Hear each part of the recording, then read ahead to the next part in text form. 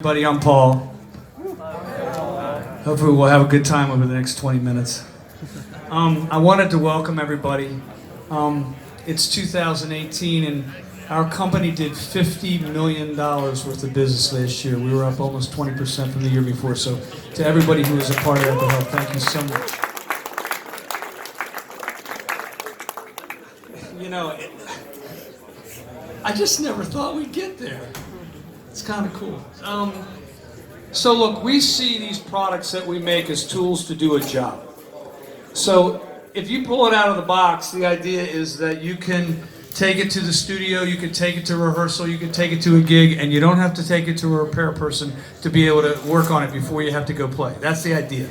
And every Friday at 9 o'clock, all our managers get together and we open boxes just like you guys. And it's the fundamental basis of our company that we see ourselves as guitar makers and amp builders. We don't see ourselves as a brand. Although, if you walk around and people mention the three main brands, they'll say and PRS, right? All right, Fender, Gibson, PRS. So, and you know, for us to be included in that group is huge for us. And you know, I once had 20 studio musicians, or 25 studio musicians in Nashville in a room, and they said, "We have to play your guitars now, Paul, otherwise we get fired." I said, "What are you talking about?" And they said, "Well, they're tuning every syllable of every vocal, and if the guitar's not in tune with the vocal at the end, they erase our tracks so we don't get invited back." And I knew it was important to put the nut in the right place. I knew it was important to put the frets in the right place, but I never really thought about it. But I always thought that these were tools to do a job. And one of the things that's going to happen today is we're going to show you these new products that we have that are tools to do a job. So what I want to do is I want to go through private stock through SE or SE through private stock and show you what our new stuff is. And I'm going to do it fairly quickly, okay? We make left-handed guitars. Now, I know they don't make left-handed pianos.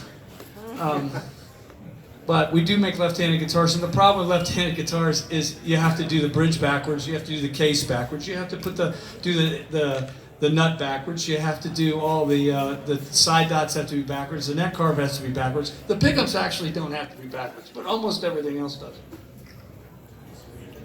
And when it's done, I can't play it. But here's a left-handed guitar done right, and we are now doing SE left-handed guitars, which is very cool. We also have our SE Chris Robertson guitar, which is Chris Robertson. Well, anyway, we have our SE Chris Robertson guitar from Blackstone Cherry, and Chris is I don't know if anybody's seen him play, but he's a force to be reckoned with. And we released a bunch of his guitars in England, and literally the demand from America to do the Chris Robertson just would not stop, which is wonderful, and we've sold a whole bunch of those. We also have SE Standards, which are non-curly maple top SE guitars this year. If you're looking for a guitar but the curly maple top is not something that's that important to you, you can get it at a better price point. We have new pickups and binding on these guitars. We also have a new SE Custom 24, and we're putting these beautiful veneered woods on the guitar. I've got one of those to show you. So that's an SE guitar. This has got zebra wood on the top of it. We also have these guitars that are, in the old days we called metal guitars. You would take and spray the guitar black and then spray it silver and disrupt the paint and paint it a whole bunch of different colors. And we call it a multi-foil, and we're doing those as well.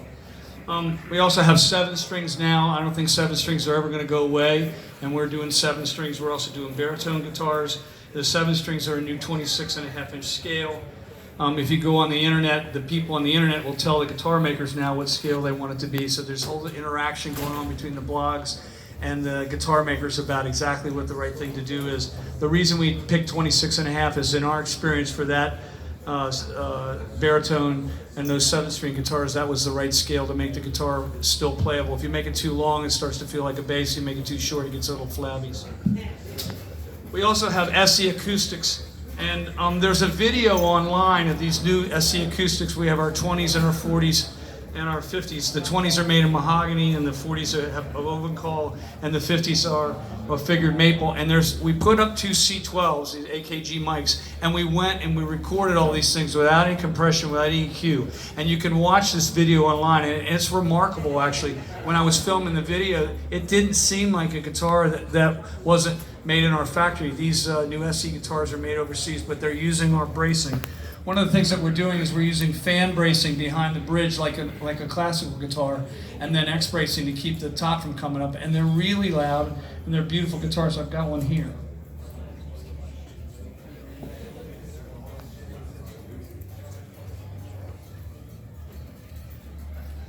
And for way south of $1,000, it's a hell of a guitar. And we're getting a lot of orders for them. It's going very well at this show for us. This would be a 40. So, I'm going to talk a little bit about the physics of an acoustic guitar for a minute. Energy doesn't come from nothing. So when you're strumming a guitar, you're taking force on the strings and it's turning it into sound. It's a physics conversion device between a force of playing and then a sound coming out of it.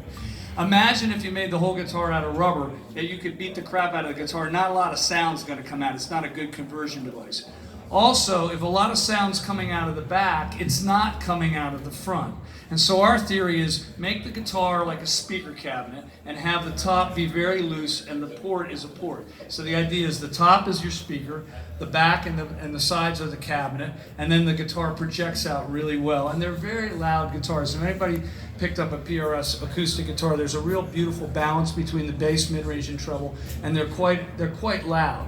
So if you're sitting in your chair and you want a lot of bass and you want it coming out of the back, you can loosen the back up. But for us, what we wanted to do is project. We want a concert instrument. We're not looking for something that just sounds good sitting on your couch. And so that's the way they're braced, and I think you should give them a try. We also have S2 guitars. Now, when we built our new factory, our promise when we built a new factory was we were going to be able to provide a guitar made in Maryland for 2/5 the money. And we did that with S2, and we also did that with our CE guitars. And we have a new S2 here, which I'm going to show you.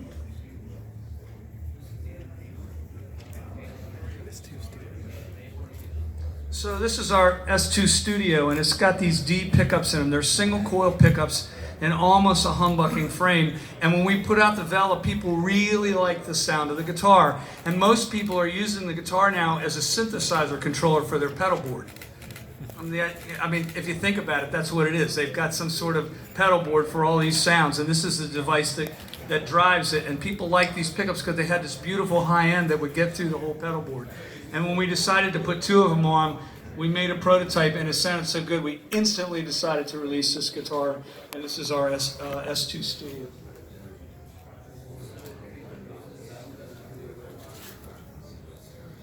In addition, we have released a Dustie wearing C24 Floyd. And Dustie is here today, and I want to bring him out. Dustie, can you come out, please? Everybody, from between the Barry to me, Dustie wearing.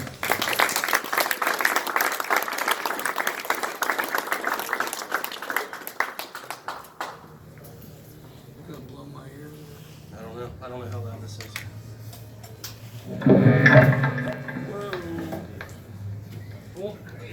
You know something? Let's just let him play. Here we go. Go for it.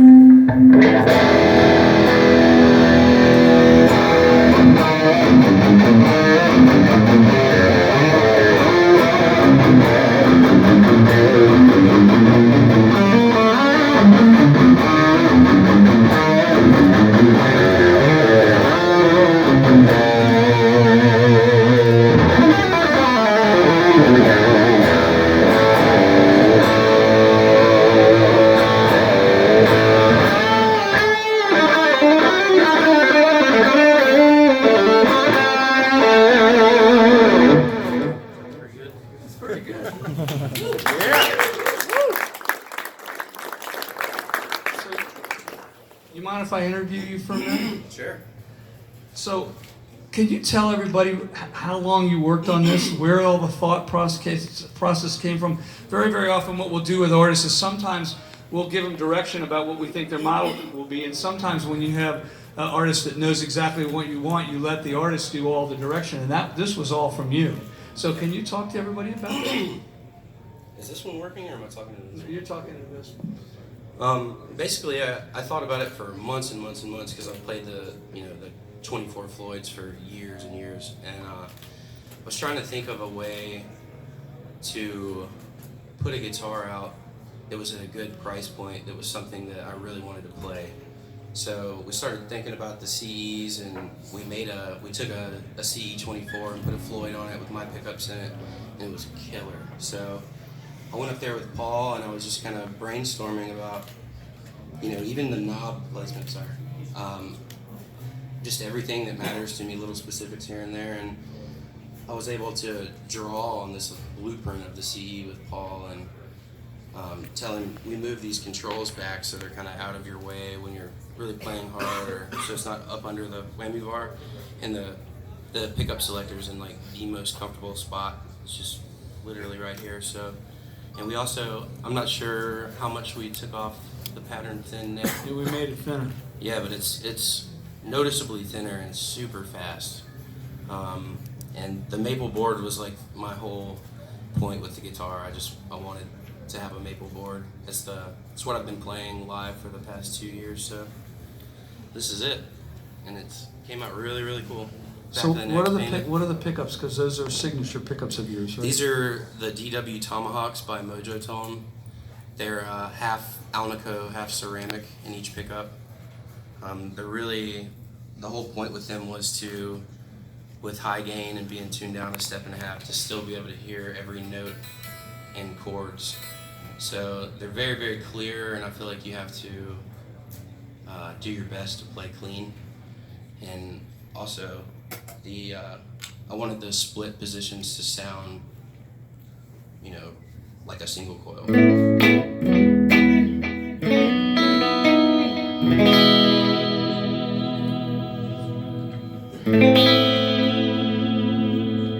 So I think they did a really good job, and the maple neck and the maple board just makes getting clarity really easy. So we took this guitar to a party in Nashville a few months back, right? October. Yeah, and we showed it, we had it in the room, and there was, 30 touring studio guitar players in the room. And it was a really good straw poll of what they thought, and a lot of the room gravitated towards your model. Yeah. And we knew we had a winner that day. Yeah, it was incredible. It was very cool. So you got a new record coming out. So can March you tell 9th. them? So can you tell them about that? Yeah, it's a 2-part record, Automata, and the first part comes out March 9th, which is following our next headlining tour, which starts on the 2nd. The new single and the video dropped last week, so check it out. Very cool. So does anybody have a question for Dusty at all? No? All right, so look, Dusty, listen. We've sold hundreds of these guitars since we released them. You should be very pleased with yourself. This is very good. You should give them a big hand.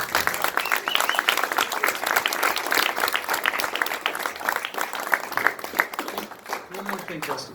You got to realize when he's designing this guitar and he's getting the prototypes, he's trying to do 4 or 5 things all at the same time. One, will I play the guitar on tour and not pick up a different guitar? Because if I have a signature model and I gravitate to some other guitar, we got a problem on our hands. That's one. 2, he wants to make sure that other people are going to want the guitar. It's not so idiosyncratic just for you. And so you were worried about that. Next thing, we were going to change the neck shape, and what was that going to be all about? And then we also changed the finish and how satin it was and where the knobs were and all this other stuff. And you got to remember, when you've got a touring musician, when the lights go down, he's not thinking, he's just playing, and you can't really be doing that. And you took a lot of risks, and we got here, and I really appreciate it, Dusty. Thank you. I appreciate it too. Thank you, guys.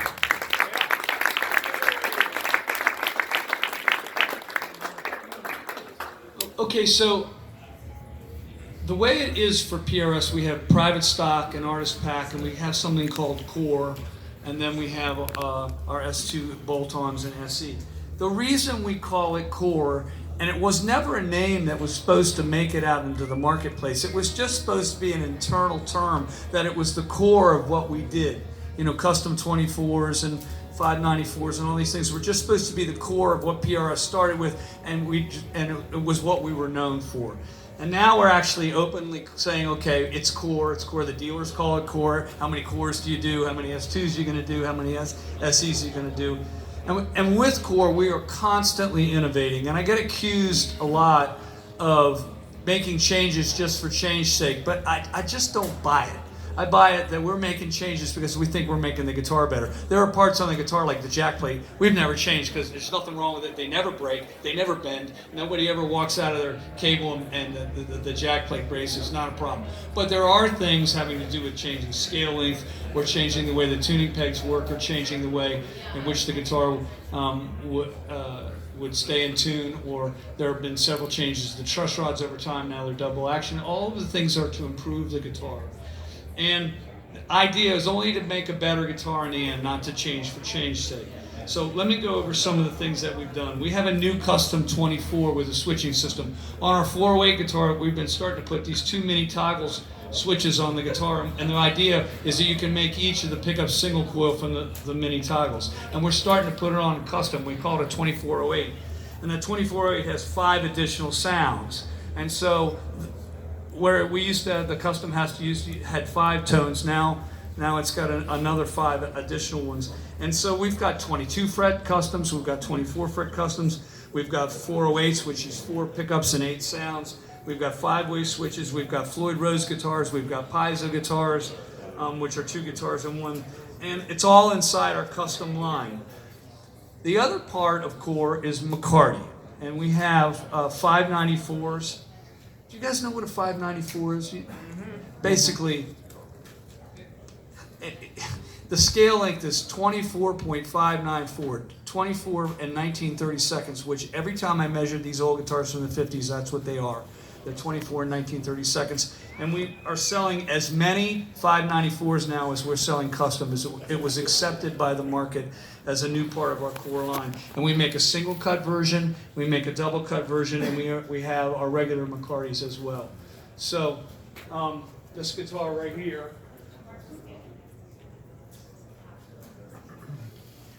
would be a single cutaway 594. And it's basically, in our minds, a brand new vintage guitar.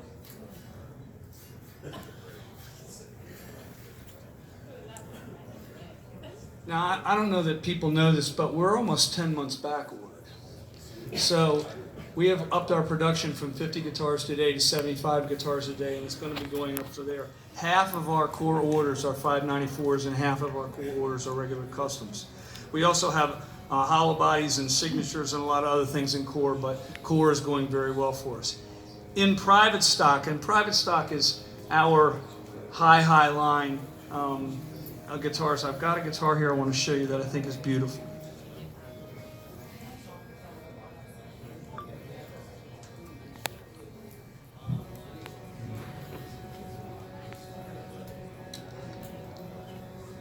So we're doing a limited run of these things, and they're all sold.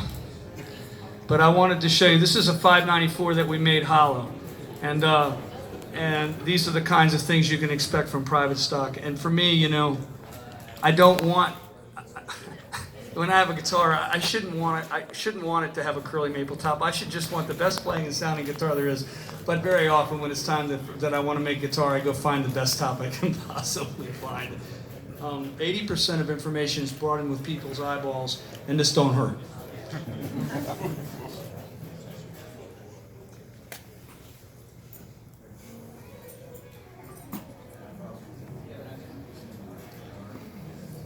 We also have a new success with these 594 guitars, our 5815 LT pickups. And if anybody's experienced them, they're fairly low turn pickups that have a beautiful vintage sound. And we're selling a lot of these new guitars with these lower whine pickups. As we're getting better and better at making pickups, we're getting better and better at making them sound beautiful with less and less turns. And now there's plenty of gain. In the old days when I was a kid, you needed extra gain out of the pickup to get the amp to do what you want, but that is not the way it is anymore.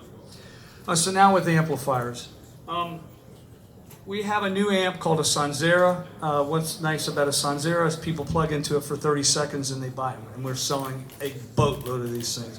We're also selling the John Mayer amps, the J-Mod 100s, which is the amps he's using live in the Dead and Company and his live tour. And new at this show, we have the MT-15, which is a Mark Tremonti 15. And we also have a new SE for Mark Tremonti. So at this moment, I would like to bring Mark Tremonti out. Please, everybody welcome Mark Tremonti.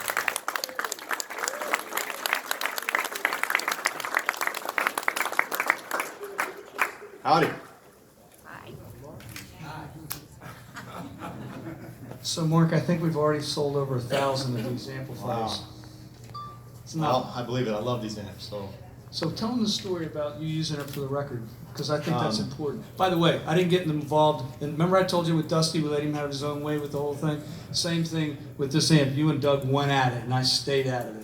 Yeah, Because you had a real vision about what you wanted it to be. we had this worked on for years, and you know, I've always been a believer in combining two amps for the perfect sound, and with this amp, I kind of took that notion and put it into one amp, you know, and I like to have a rhythm tone that really kicks you in the gut, but a lead tone that is not too harsh. So this amp kind of does the best of both worlds. The clean channel to me is such a nice, big, clean, lot of headroom. It's a beautiful, clean amp. One of my favorites that I've used, and it's also got a push pull on that clean channel that kind of gives it a little overdriven sound. That it's almost like a 3-channel amp and a 2-channel amp. But we're very proud of how it turned out, and the feedback so far in this little room back there where everybody's been playing has been tremendous. So we're really happy for it. Are you want to play it for everybody for a minute?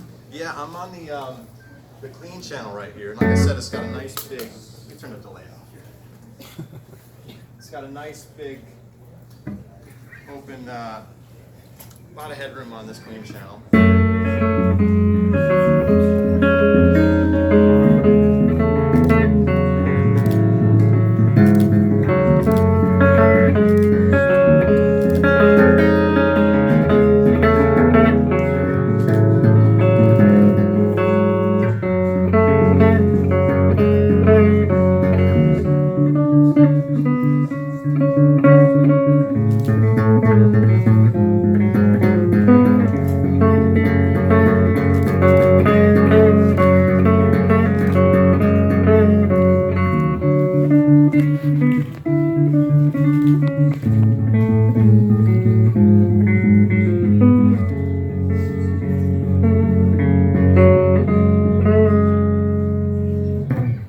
So that's the clean channel on it. If you do the on the treble knob, we got a push pull. So if I play the same thing I just played, it's just a little spankier.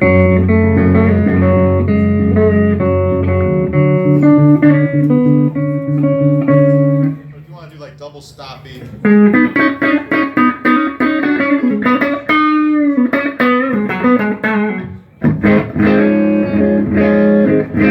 Gives you that slightly overdriven tone that a lot of people really dig about this amp. You know, it's really snappy and present and a lot of character.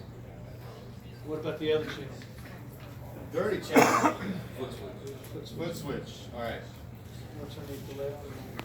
We can leave it off. So with the dirty channel, I wanted something that's real percussive. When you're doing palm muted, you know, kind of fast, heavy, kind of speed metal kind of stuff. I want it to be very articulate, and you know, so we dialed it in. But it's not to the point of being harsh. You know, I think it's nice and heavy at the same point. It's nice to listen to.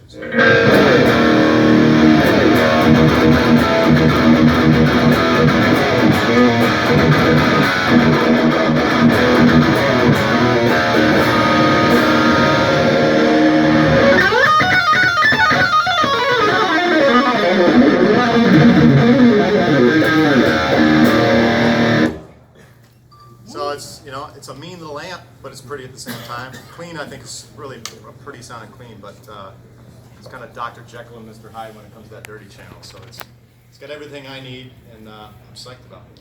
So you told me that you used the prototype for your whole record, and you've got this huge amp collection. How'd that happen? When I go into the studio, I bring in about a dozen amplifiers, and I'll sit with my producer, and we'll go through them one by one per track. And he said, you know what, that little amp is 80% of the tone on this record, and it's at that, you know, with this amp being at this price point to hold its own with all the you know, the high-end boutique, high-gain amplifiers out there is something that I'm really excited about.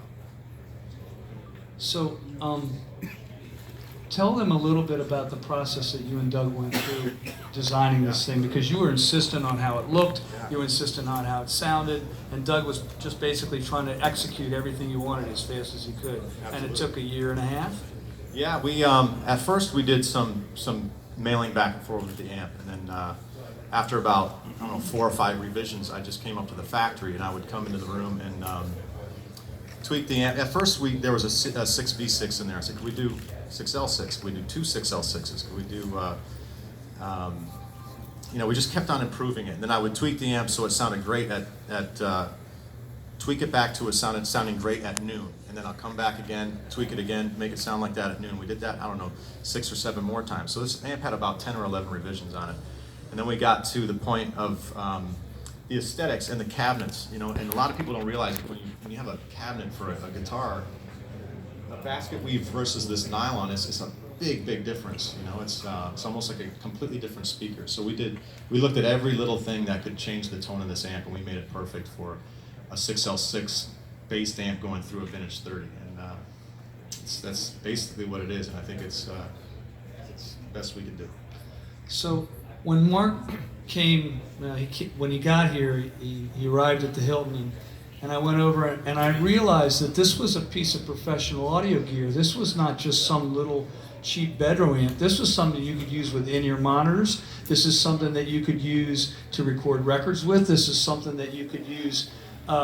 It's loud enough to play with a drummer, no problem. If you had a wedge, you could make it any volume you wanted it to be. This thing was a concert-ready piece of professional audio gear.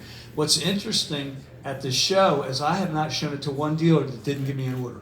It hasn't happened yet. And I've had that happen over a very long period of time where we say, look at our new guitar, and they go, that's nice, you got something else. And I go, shit, I didn't do that right. Anyway, but this has been literally, we've gotten orders from everybody. Anderton's in England sold 15 this morning and had to up their order to 50. Nice. Well, thanks, Andrew. Yes. So, but that's literally from the press release. They put money down on the amps already, Mark. Yeah. You got a real winner on your hands. You did a really good job. Thank So you, everybody sir. should thank Mark for doing such a good job on this thing. Thank Paul for the opportunity.